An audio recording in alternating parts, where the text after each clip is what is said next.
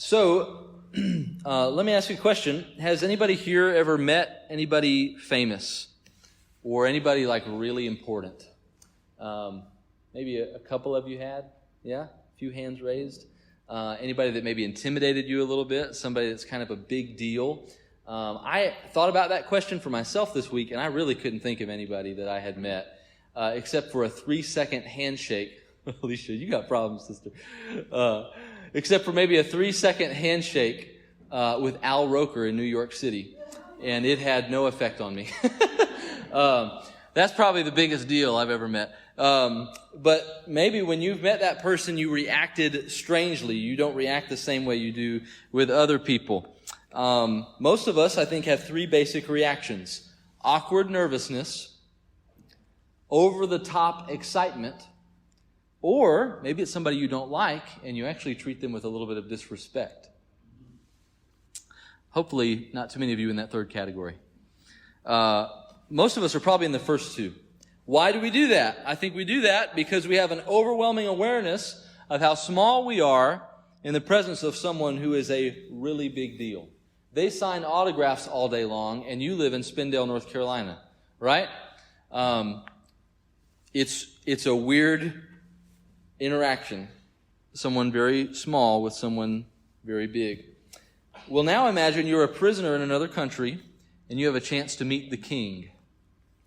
This is our text today. Joseph's reaction to this opportunity to go before Pharaoh, the king of Egypt, and meet with him is not that of awkward nervousness. It's not that of over-the-top excitement. And it's not that of disrespect. It is a calm, confident attitude of a patient man who has been waiting for and trusting in the Lord for over a decade. It is the attitude of steel that knows his Lord is bigger than the biggest deal in all of Egypt. Bigger than Taylor Swift. Bigger than Tom Hanks. Bigger than the president. Bigger than Pharaoh.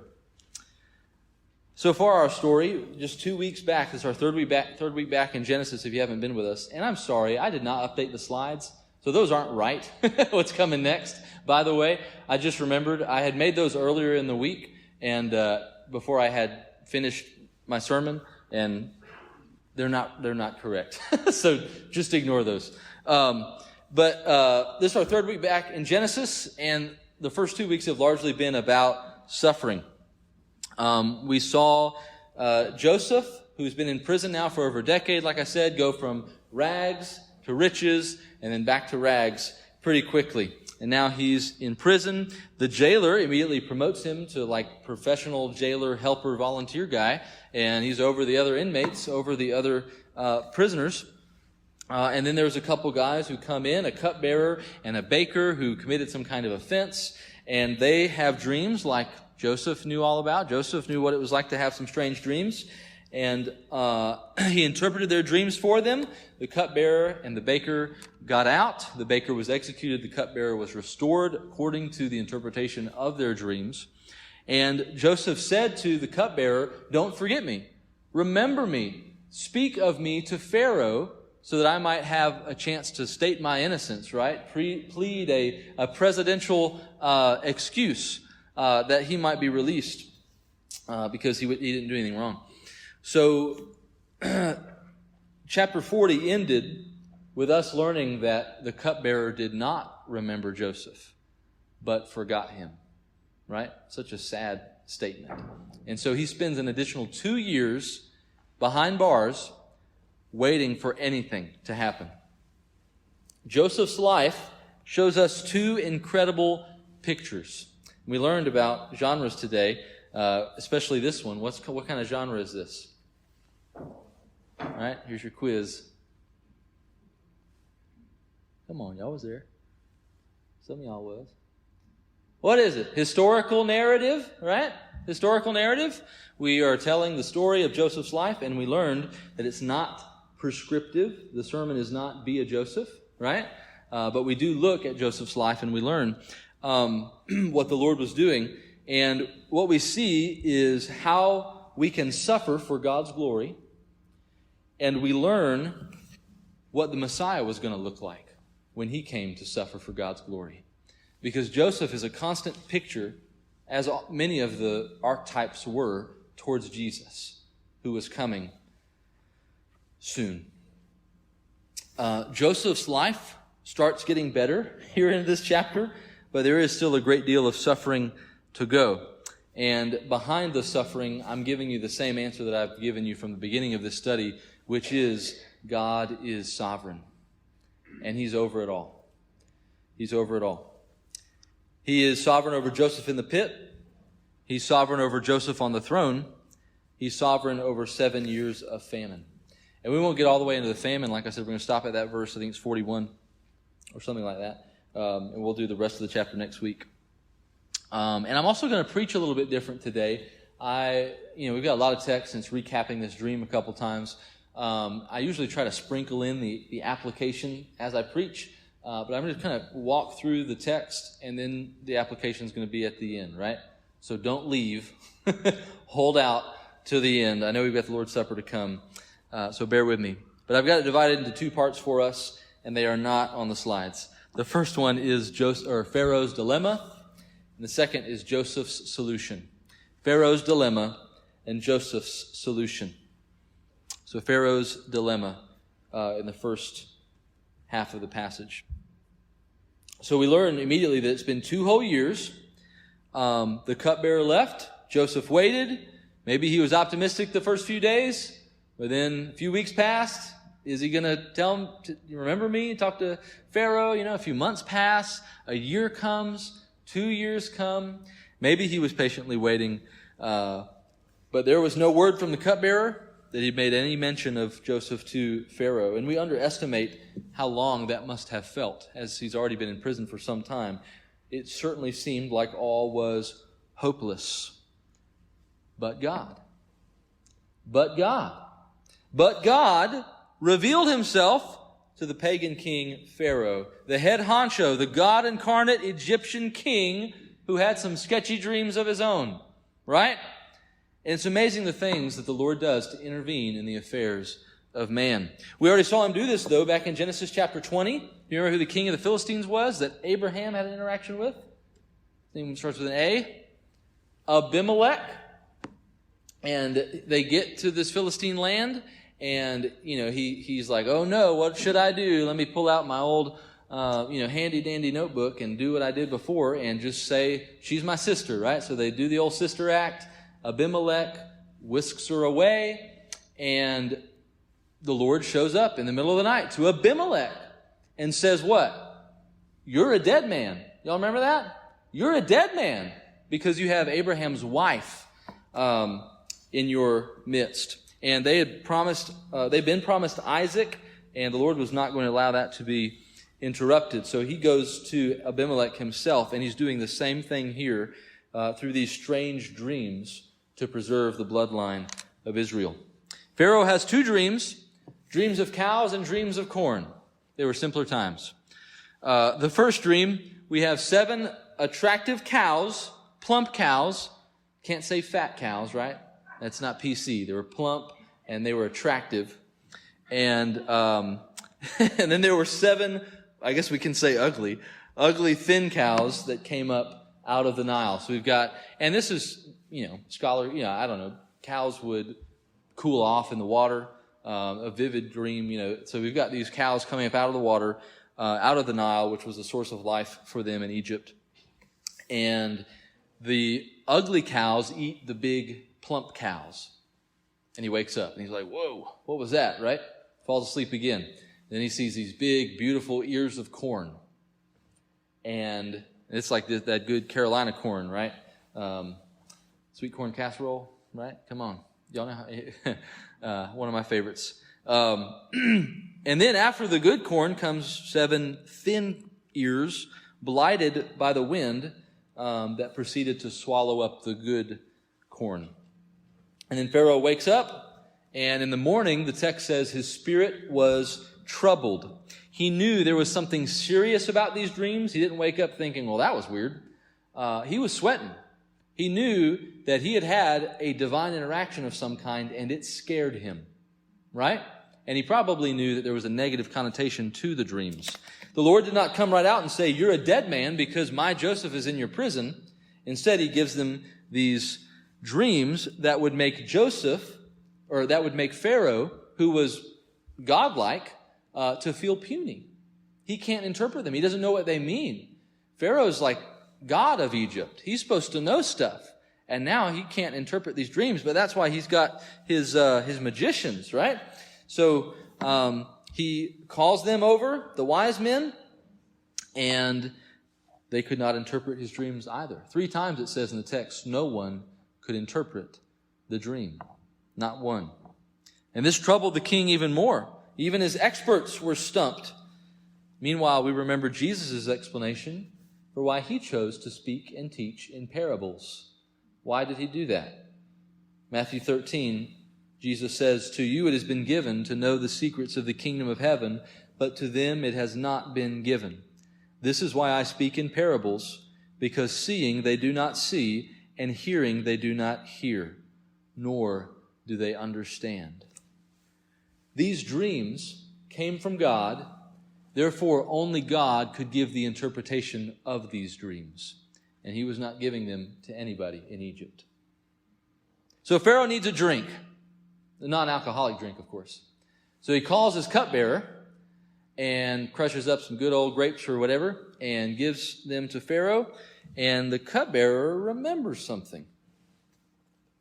I met a man in prison when I offended you.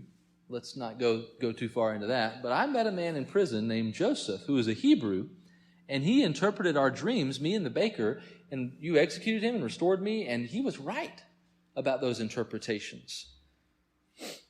And of course, he leaves out pretty crucial details about Joseph being blunt, that he did not interpret the dreams, but God gave the interpretation. The Israelite God, the Yahweh God, the true God. And he also left out the detail that he was supposed to actually tell Pharaoh about this 2 years ago, right? But that might not be good to bring up right now, so he's going to let that one pass. So the great king of Egypt is in a great dilemma. His power and divinity are being threatened by these strange dreams, and none of his wise men know the answer to these strange dreams. Would he be willing to ask the help of a lowly prisoner? On the one hand, you'd think, well, he has to help. He's a prisoner. He can tell anybody to do anything he wants. He's king. But he would have to admit that he doesn't know the answers. So, moving to part 2, Joseph's solution.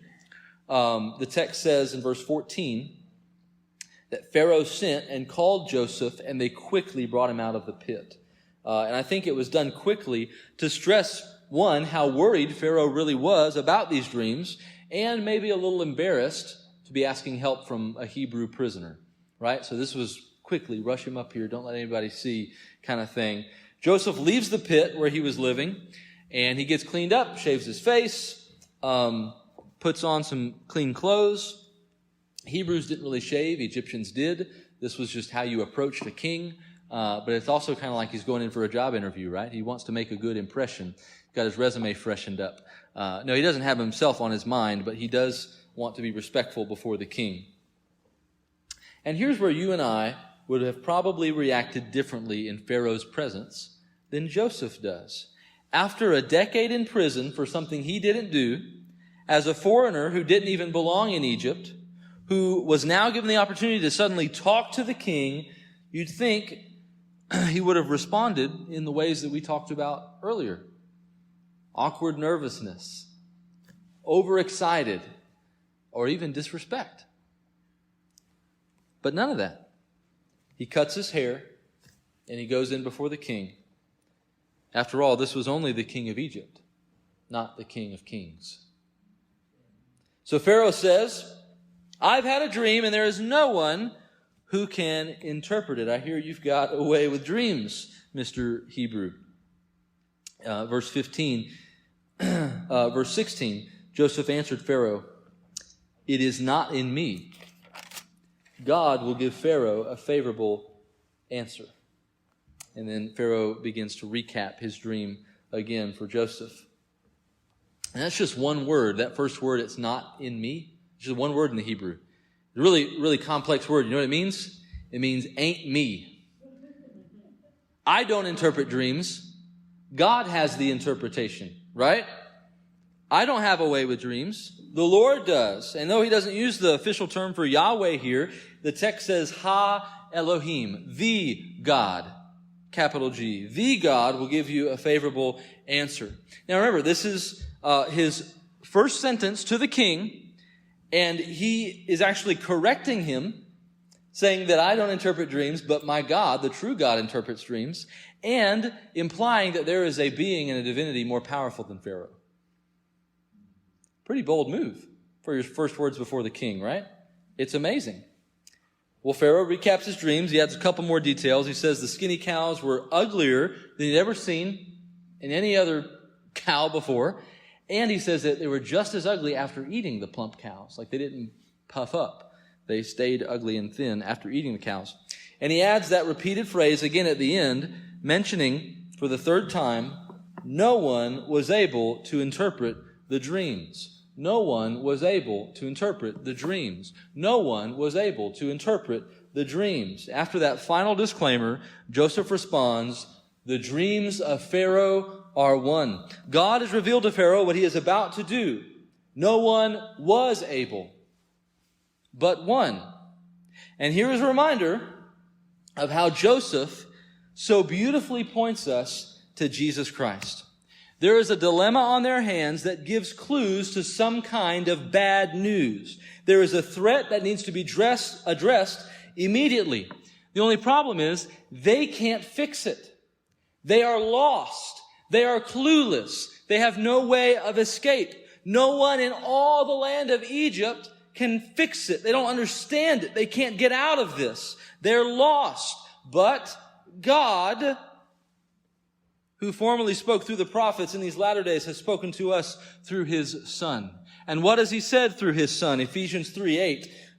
Paul, to me, though I'm the very least of all the saints, grace was given to preach to the Gentiles the unsearchable riches of Christ, and to bring to light for everyone what is the plan of the mystery hidden for ages in God, who created all things, so that through the church the manifold wisdom of God might now be made known to the rulers and authorities in the heavenly places. This was according to the eternal purpose that he has realized in Christ Jesus our Lord, in whom we have boldness and access with confidence through our faith in him. The mystery has now been made known through God's servant, one man, the one whom with he was most pleased, Jesus Christ.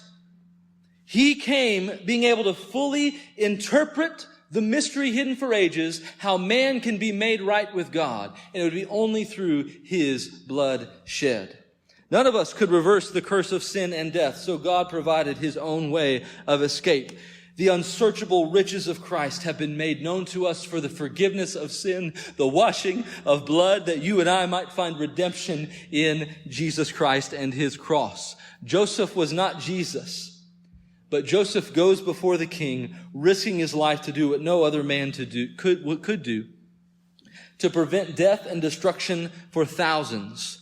And he points us to the good news that awaits in Jesus, who prevents death and wrath and destruction for millions. The mystery has been revealed. Do you know the mystery revealed through Jesus Christ? I invite you to come and believe on him today, so that you might sing all those songs we sang earlier with a little bit more brightness next week. Be born again. Hear the good news. Search the unsearchable riches of Jesus. Only God could interpret the dream. And to Joseph only did God give the interpretation. Here is the interpretation. 7 thin cows, 7 dried up ears of corn. What are they? 7 years. The dreams are one, he says. 7 years of famine. They're going to have good 7 years first, 7 years of plenty, abundance. But then right after that will come 7 years of poverty, 7 years of hunger. It will consume the land so badly that the plump and good old days won't even be remembered. It will be very severe. Well, why was there 2 dreams? Joseph answers that too. The doubling of the dreams means this.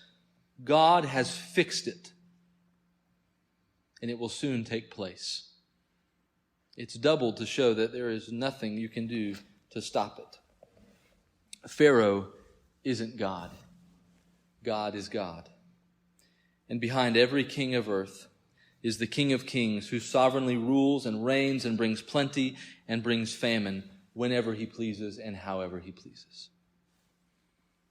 Joseph knows this is not exactly the good news Pharaoh was waiting for, but thankfully Joseph had time to read while he was in prison, and he picked up a copy of Dave Ramsey's Money Makeover, right?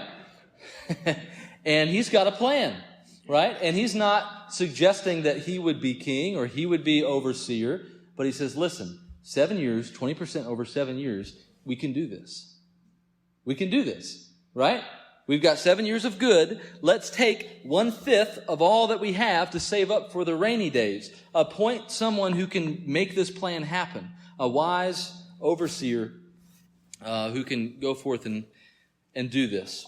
And again, I don't think Joseph was applying for that position, but it was obviously a good idea. And next week we'll see that Pharaoh thought it was a good idea too. But for today, let's try to make sense of these dreams and what this text implies for our lives today. 3 applications. The first is this: God is sovereign over nations and kings. God is sovereign over nations and kings. Sounds like a given. I hope it sounds like a given to you. And the thing is, though, we believe that, but we don't believe that. We say we believe it, but we don't act like it. Joseph knew Yahweh was greater than Pharaoh. Pharaoh could have had him killed in an instant if he didn't like what he had to say, but he trusted the Lord. He knew God was bigger than any ruler in Egypt, and so did Jesus, by the way. When Jesus was being put on trial to be crucified, and Pilate, the Roman governor, came to him and said, listen, let me take you aside. We need to chat. Where are you from? And Jesus had already explained earlier, my kingdom's not of this world. But here, Pilate is questioning him again, and Jesus remains silent. He doesn't say anything back to Pilate. And Pilate says this. He says, will you not speak to me? Do you not know that I have the authority to release you and authority to crucify you? And what does Jesus say? You would have no authority over me at all unless it had been given you from above. So God is sovereign over all the authorities of the world today and forever. God put them there. God put Abimelech as king of the Philistines, Pharaoh as king of Egypt, and every king of every nation since that day. He elected Donald Trump in 2016. He elected Joe Biden in 2020. Anybody want to rear up against that one? So when bad things happen, and they do happen, we want to blame the authority figure. And usually, the authority figure is part of the problem. But God ordained it to happen before they ever got the bad idea in the first place. You guys watch the news? Good. First of all, don't. Second of all, you know what the purpose of the news is? Is it to make you happy and motivated? Or is it to make you question the God of the universe? It's to make us anxious and to make us frustrated. It polarizes us and makes us pick sides. You don't want to be on the wrong side of history, right? You better do the right thing. You better interpret this news the right way. Here's your headline for today. Kings die. God is eternal and unchanging. Kings and politicians don't make history. God makes history. And when we get that backwards, we crumble the moment anything bad starts to happen. If we zoom in even further, the national stuff and international stuff is just a big playground we can play around in for a long time, right? But, He's also sovereign over the church. And He's sovereign over each and every one of you. in your lives? Every part of it.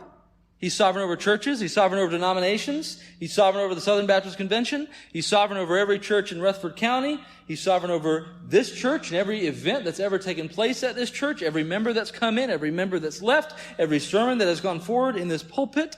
Sovereign over the glory days, sovereign over the days to come. And that should give us some hope, dadgummit. Right? Zooming in even further, he's sovereign over your life, sovereign over what happened last week, sovereign over the bad news you got, the good news you got, the day you overslept, the day you said that terribly rude thing to someone and you can't stop thinking about it. Your spouse, your family, your children, your grandchildren. There's not one part of your life that God is not bigger than and has authority over. And he's the same God who paved a way of escape for Joseph and the people of Israel through the means of suffering and a long story of pain. Don't get caught up in the mess. Look and behold the glory of God and consider him in every event. Number 2, God's plans are fixed. And that word of fixed in the Hebrew means to be established, to be made known, to be permanent. And that phrase stuck out strongly in verse 32, and we saw that this plan of the Lord was fixed. There's nothing Pharaoh was going to be able to do about it. It was a done deal, signed, decreed, ordained, written in stone. When God speaks, he speaks with unrivaled power and authority. His plans were not interrupted in the Garden of Eden when Eve bit into a fruit. His plans have never been interrupted. God has never once said, I did not see that one coming. And this, obviously, in case you want to go there, does not mean we're robots. Right? What it means is God is awesome. That's what it means. And he's over everything. And God still reveals fixed plans, established plans, his will, his decree, his ordination. He still reveals those things to his people so that we can do something about it. Not in dreams or special revelations or pie in the sky kind of stuff, but he reveals them through his sufficient, lacking nothing, holy word. And you know what his word says? His word says, let the nations be glad. His word says every tribe, tongue, and nation will bow at the coming of the revelation of Jesus Christ. Every corner of this earth will come to know the unsearchable riches of the gospel of Jesus. It also says a lot of stuff about persecution and trial and bad things. But my point is that we know how the story ends. That's what we brought up today. One of the best parts about apocalyptic literature, right? We know how the story ends. Why does God tell us how the story ends? So that you can go make disciples. Go make disciples. Every tribe, tongue, and nation. Teach them to observe all that Jesus said. Baptize them in the name of the Father, Son, and the Holy Spirit. We have a commission, we have a mandate, we have a clear directive of Christ to go and make disciples based on the fixed plans that God has already put in stone to reach every nation with the good news of Jesus. So what are we waiting for? What are you waiting for? Does God not have a fixed plan for your neighbor? A fixed plan for your family member, your coworker? And he's put you in their life to do something about it. Tell them about the death, burial, and resurrection of Jesus. Tell them about the mystery that has been revealed. And lastly, number 3, God uses people who wait patiently and faithfully for him. God uses people who wait patiently and faithfully for him. I've told you this many times. The greatest application a preacher can give sometimes isn't go do this thing, but it's look at God. Look at God. My main job is to make you see who God really is as he's revealed himself in his word. Kent Hughes says, God's choice servants have always been informed and defined by their view of God. How you view God changes your entire life. Either he's big or he's really little. And I'm here to tell you that he's far bigger than any of us could possibly begin to fathom. If you think you understand God, something's wrong with you. Also, if you've given up trying to understand God, something's wrong with you too. Because what we're given is this big view of God to be captivated by His inexhaustible majesty, power, authority, wisdom, goodness, so that we won't have any problem approaching Pharaoh. You know, these are the types of folks that Jesus uses to patiently and faithfully build His church over an entire generation. Right? The types of folks who show up week after week and serve with gladness when they see little fruit. They keep sharing the truth with that one friend, even though the conversation usually goes poorly.